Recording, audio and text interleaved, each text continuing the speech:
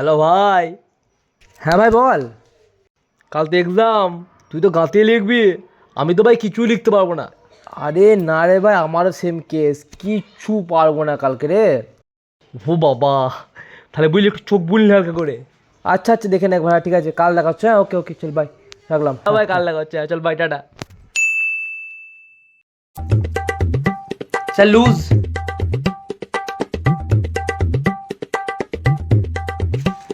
Sir lose. Sir loose.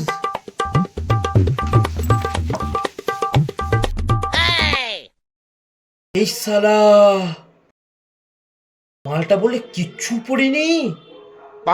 শালা আমার সাথে বেয়াম ভাই বেজ্জতি করলো। নিম্বু খারাপে যাস শালা, এবার আবার কি হবে?